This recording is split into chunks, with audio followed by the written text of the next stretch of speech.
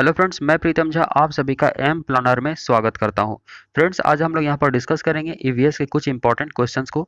ये क्वेश्चंस काफ़ी इंपॉर्टेंट है और आपके एग्जाम में आने के काफ़ी चांसेस हैं। ठीक है, तो चलिए शुरू करते हैं। तो देखिए, हमारा जो पहला यहाँ पे क्वेश्चन है कि पर्यावरण अध्ययन के शिक्षक के द्वारा बच्चों को जानवरों का अवलोकन और उनका चित्र बनाने को प्रेरित करने का उद्देश्य है। ठीक है, तो ये जो उद्देश्य है, पर्यावरण अध्ययन के जो शिक्षक हैं बच्चों को जानवरों का अवलोकन करने के लिए कह रहे हैं, साथ ही साथ चित्र बनाने के लिए प्रेरित कर रहे हैं। तो इसका उद्देश्य क्या है? ठीक है, तो यहाँ पे आपको तीन इसके बारे में स्टेटमेंट दिया हुआ है। इसके अकॉर्डिंग नीचे आपको आंसर करना है। ठीक है, तो देखिए, पहला जो है इसमें कहता है कि बच्चों में सृजनात्मकता का विकास करना उद्देश्य हो सकता है। दूसरा है बच्चों में अवलोकन और रचना कौशलों का विकास करना है। ठीक है, और सी है बच्चों में सौंदर्यगत संवेदना का विकास करना। ठीक है, तो यहाँ पे आपको तीन स्टेटमेंट जो है गिवन है। इसके अकॉर्डिंग कौन कौन सा सही होगा वो आपको बताना है। ठीक है, तो पहला है केवल ए हो सकता है, दूसरा है ए सी हो सकता है, फिर बी हो सकता है, या फिर ए बी सी तीनों ही करेक्ट है। ठीक है, तो यहाँ पे जो ये उद्देश्य, इसका मोटिव हो सकता है कि बच्चों का मतलब जानवरों का जो अवलोकन करने के लिए फिर उसका चित्र बनाने के लिए कहा जा रहा है, इसका मोटिव क्या हो सकता है। ठीक है, तो देखिए देखिए यहाँ पे इसका राइट आंसर हो जाएगा ए बी और सी, यानी कि बच्चों में सृजनात्मकता का विकास करना भी होगा। ठीक है, बच्चों में अवलोकन और रचना कौशलों का विकास करना भी होगा, और साथ ही साथ बच्चों में सौंदर्यगत संवेदना का विकास करना भी होगा। ठीक है, तो आप लोगों को यहाँ पे आंसर अपना मैच करना है। ठीक है, और लास्ट में आप लोग स्कोर बताइए कि आपने कितना करेक्ट किया। यहाँ पे हम टोटल 10 क्वेश्चंस का डिस्कशन करने वाले हैं। ठीक है, चलते हैं नेक्स्ट क्वेश्चन पे। देखिए, इसमें क्या कहता है कि पर्यावरण अध्ययन में शिल्पकला और चित्रकला को समूह में करके सीखने पर बल दिया जाता है। ठीक है, तो चित्रकला पर्यावरण अध्ययन में जो शिल्पकला है और जो चित्रकला है, इसको क्या कहा जाता है? तो समूह में करके सीखो, ऐसा मतलब फोर्स किया जाता है, ऐसा बल दिया जाता है। क्यों ऐसा किया जाता है? पहला है कि कक्षा की अनुशासनहीनता को रोकने के लिए समूह में सीखना शिक्षकों के लिए एक आसान और बहुत प्रभावशाली युक्ति है। ठीक है, वहीं आगे है कि समूह में सीखना सहपाठी द्वारा सीखने को प्रोत्साहित करता है। ठीक है, सी में है समूह में सीखना कक्षा में सामाजिक अंतःक्रिया को बेहतर करता है, और डी में है समूह में सीखना पर्यावरण अध्ययन के पाठ्यक्रम को समय पर पूरा करने में सहायता करता है। ठीक है, तो यहाँ पे देखिए, ऑप्शन को जब आप एनालिसिस कीजिएगा तो आपका राइट आंसर आसानी से आ जाएगा। ठीक है, तो देखिए यहाँ पे नीचे इसका ए डी या बी डी या फिर बी सी और सी डी, इसमें से आपको आंसर करना है। तो यहाँ पे पहले आप चूज कर लीजिए कौन कौन सा सही है। ठीक है, फिर हमारा राइट आंसर आ जाएगा।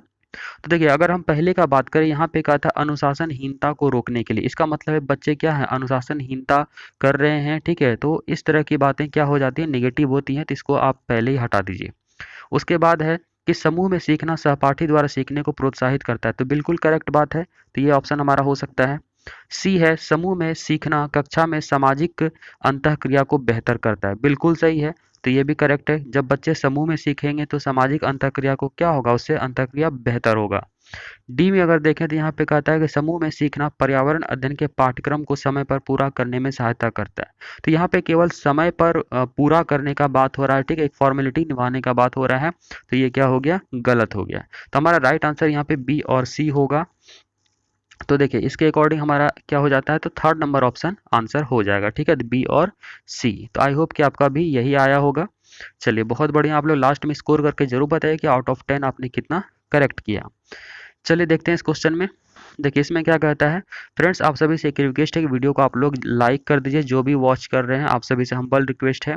और साथ ही साथ अगर फर्स्ट टाइम आप विजिट किए हैं तो इसे सब्सक्राइब जरूर कर लीजिएगा, अपने फ्रेंड्स में एक शेयर जरूर कर दीजिएगा। ठीक है, ताकि आपके लिए अच्छे और भी वीडियोस ला सकें, क्योंकि जितने भी ज़्यादा व्यूज़ आएंगे तो मुझे अच्छा लगेगा कि हमारे द्वारा जो वीडियो बनाया जा रहा है आप लोगों के लिए यूज़फुल हो रहा है। ठीक है, चलिए देखिए, इस क्वेश्चन में क्या कहता है कि निम्नलिखित में से क्या पर्यावरण अध्ययन के संदर्भ में सही है। ठीक है, तो यहाँ पे पर्यावरण अध्ययन के संदर्भ में कौन सा सही है आपको बताना है। ठीक है, तो देखिए, पहले में है कि पर्यावरण अध्ययन एक विषय है जो कक्षा 1 से 5 तक की कक्षाओं में पढ़ाया जाता है। ठीक है, तो देखिए यहाँ पे मैं आपको एक चीज़ बता दे रहा हूँ पहले, कि जो पर्यावरण अध्ययन होता है, जो ईवीएस होता है, ठीक है, ये कक्षा 3 से लेके कक्षा 5 तक पढ़ाया जाता है। ठीक है, और जो कक्षा 1 और 2 होता है, इसमें पर्यावरण अध्ययन नहीं पढ़ाया जाता है, लेकिन इसको मैथ्स के माध्यम से ठीक है, मैथ्स या फिर लैंग्वेज, ठीक है, मैथ्स या फिर लैंग्वेज के माध्यम से जो है 1 और 2 में पढ़ाया जाता है। बाकी क्लास 3 to 5 में क्या होता है, तो डायरेक्ट ईवीएस एक सब्जेक्ट रहता है। ठीक है, चलिए तो यहाँ पे देखिए पहले में क्या कहता है कि पर्यावरण अध्ययन एक विषय है जो 1 से 5 तक की कक्षाओं में पढ़ाया जाता है।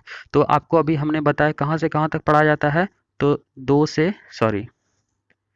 3 से लेके 5 तक की कक्षाओं में पढ़ाया जाता है। तो यहाँ देखिए 1 से 5 लिखा है तो ये गलत हो गया। ठीक है, दूसरा है कि 1 व 2 की कक्षाओं के लिए भाषा और गणित के माध्यम से पर्यावरण अध्ययन पढ़ाया जाता है। तो अभी हमने आपको जस्ट बताया था कि 1 और 2 की कक्षा में मैथ्स और लैंग्वेज के माध्यम से पढ़ाया जाता है।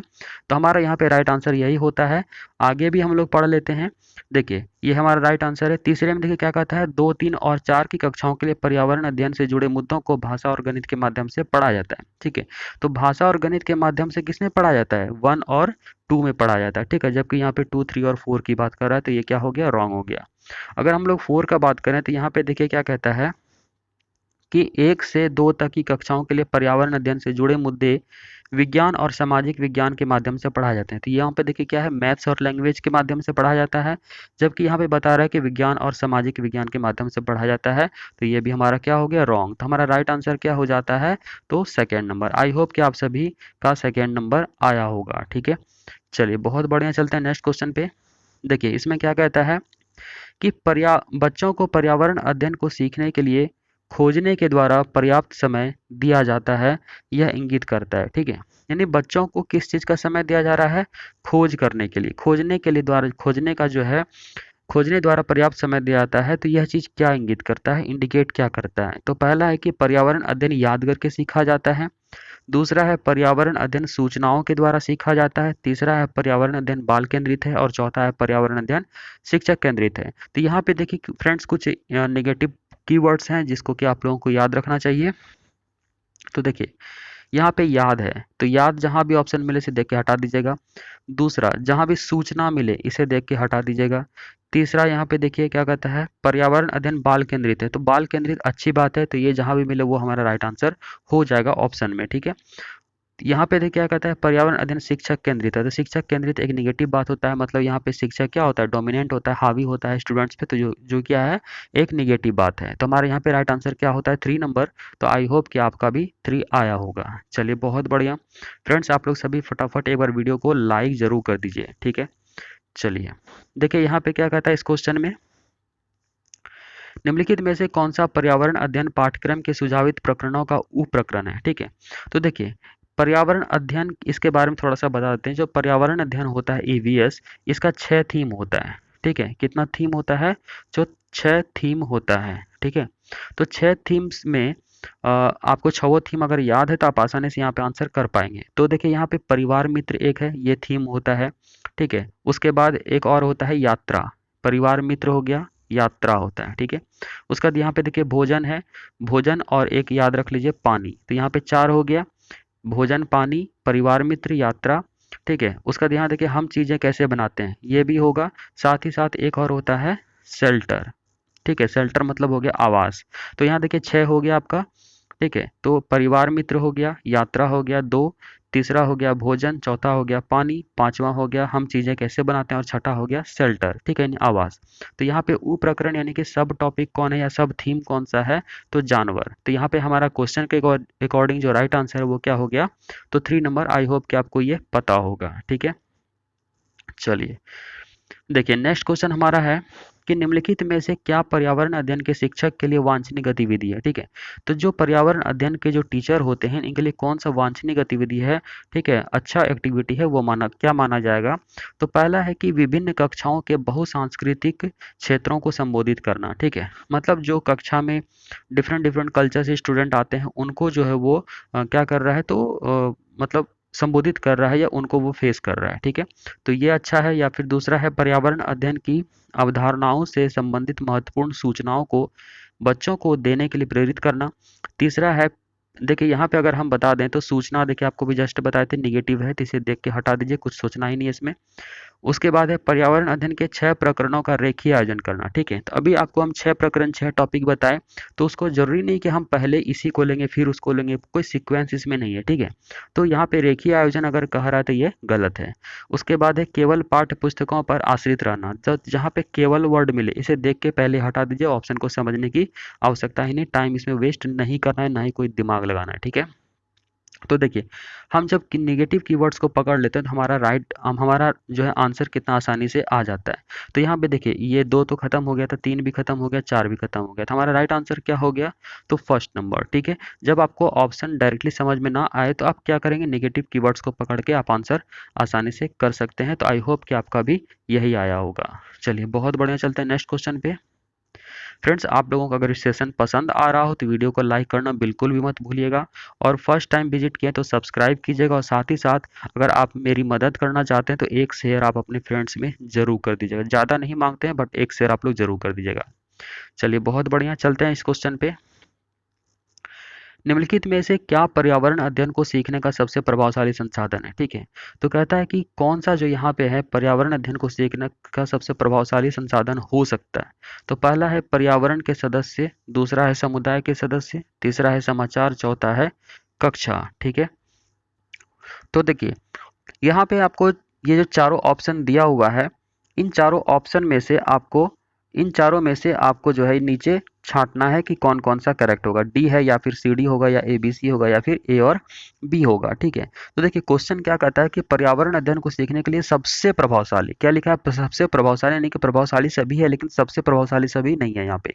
ठीक है, तो देखिए परिवार सदस्य आपका हो सकता है, समुदाय का सदस्य भी होगा, ठीक है, उसके बाद समाचार पत्र भी होगा, क्योंकि यहाँ पे सीखने का बहुत ज़्यादा एरिया है उसके पास। लेकिन जब हम कक्षा का बात करें तो ये एरिया लिमिट हो जाता है, इसलिए क्या होगा, इसके कंपैरिजन में ये लेस इफेक्टिव होगा। तो हमारा राइट आंसर यहाँ पे क्या होता है, तो ए बी और सी, यानी कि थर्ड नंबर हो जाएगा। ठीक है, अब देखिए नेक्स्ट क्वेश्चन में क्या कहता है कि निम्नलिखित सीखने के कौन से सिद्धांत का पर्यावरण अध्ययन में अनुसरण होता है। ठीक है, तो देखिए यहाँ पे सीखने का जो सिद्धांत होता है आप सभी को पता होगा, शिक्षण सूत्र के बारे में। ठीक है, आप अगर वीडियो नहीं देखे हैं तो प्लेलिस्ट में दिया हुआ है, आप जाके देख सकते हैं। ठीक है, तो देखिए शिक्षण सूत्र जो होता है वो क्या होता है, किस अकॉर्डिंग जो है पर्यावरण अध्ययन को सिखाया जाता है। तो देखिए पहला है वैश्विक से स्थानीय, दूसरा है अमूर्त से मूर्त, तीसरा है अज्ञात से ज्ञात, और चौथा है ज्ञात से अज्ञात। ये बहुत ही इंपॉर्टेंट क्वेश्चन, एकदम से स्टार लगा लीजिए, आपको क्वेश्चन ये आ सकता है। तो देखिए, तो इसका राइट आंसर यहाँ पे हो जाएगा ज्ञात से अज्ञात की ओर, यानी कि वैसी चीजें जो पहले आप जान रहे थे और वैसी चीजें जिसके बारे में आप अब कल्पना करेंगे। ठीक है, तो जैसे देखिए आपको एक एग्जांपल के तौर पे बता दें, जैसे मान लीजिए बच्चे को कहेंगे गोल्डन एप्पल इमेजिन करो। ठीक है, तो पहले जब बच्चे को आप एप्पल दिखाए रहेंगे तभी वो जो है गोल्डन एप्पल को इमेजिन कर सकता है। तो इसको इंग्लिश में कहते हैं नॉन टू अननोन। क्या कहते हैं, नॉन टू अन नॉन। ठीक है, यानी कि ज्ञात से अज्ञात की ओर। आई होप कि आपका भी यही आया होगा। चलते हैं नेक्स्ट क्वेश्चन पे। देखिए इसमें कहता है निम्नलिखित में से कौन सा पर्यावरण अध्ययन में सीखने का रचनात्मक आकलन का साधन नहीं है। तो यहाँ पे रचनात्मक आकलन का साधन नहीं है किसमें, तो पर्यावरण अध्ययन में, ये आपको बताना। तो यहाँ पे नहीं पे आप लोग फोकस कीजिएगा, नहीं पूछा जा रहा है, नेगेटिव बातें पूछी जा रही हैं। ठीक है, तो देखिए पहला है पोर्टफोलियो, दूसरा है क्रम निर्धारण मापनी, तीसरा है वर्णन अभिलेख जिसको एनेक्डोटल रिकॉर्ड भी इंग्लिश में कहते हैं। ठीक है, चौथा है वार्षिक उपलब्धि परीक्षण। ठीक है, एनुअल अचीवमेंट टेस्ट। तो देखिए यहाँ पे अगर पोर्टफोलियो का बात करें तो ये भी पूरे साल के दरमियान का जो बच्चे का एक इम्प्रूवमेंट का होता है वो सारे का रिकॉर्ड रखा जाता है। क्रम निर्धारण मापने ये हुआ कि बच्चे का साल भर में किस तरह से इम्प्रूवमेंट हुआ, उसका क्रम निर्धारण मापने से पता चलता है। एनेक्डोटल रिकॉर्ड भी इसी तरह का होता है जिसमें कि सारे डॉक्यूमेंट्स रहते हैं बच्चे के, जो कि वो साल भर जो भी एक्टिविटी करता है उसका इम्प्रूवमेंट दिखता है। लेकिन वार्षिक उपलब्धि परीक्षण जो होता है केवल वर्ष के अंत में होता है, उसमें ये पता नहीं चलता है कि हर स्टेप पे बच्चा किस तरह से प्रोग्रेस किया है। तो यहाँ पे हमारा क्वेश्चन के अकॉर्डिंग जो राइट आंसर है ये 4 नंबर हो जाएगा। ठीक है, यानी कि वार्षिक उपलब्धि परीक्षण। यहाँ पे जबकि रचनात्मक आकलन लिखा हुआ है, तो रचनात्मक आकलन मतलब क्या कि हर स्टेप पे किस तरह से बच्चा जो आगे बढ़ रहा है। तो जब वार्षिक उपलब्धि एक ही बार लास्ट में जब आप चेक करेंगे तो इसमें हर एक स्टेप का पता नहीं चलेगा, डायरेक्टली टोटल ओवरऑल का एक ही बार क्या उसका डेवलपमेंट हुआ वो चीज़ आपका यहाँ पे पता चल सकता है। ठीक है, तो ये हर एक स्टेप का पता यहाँ पे नहीं चल पाएगा, इसलिए हमारा यहाँ पे क्वेश्चन के अकॉर्डिंग जो राइट आंसर है वो क्या हो जाएगा, तो वार्षिक उपलब्धि परीक्षण यानी कि एनुअल अचीवमेंट टेस्ट।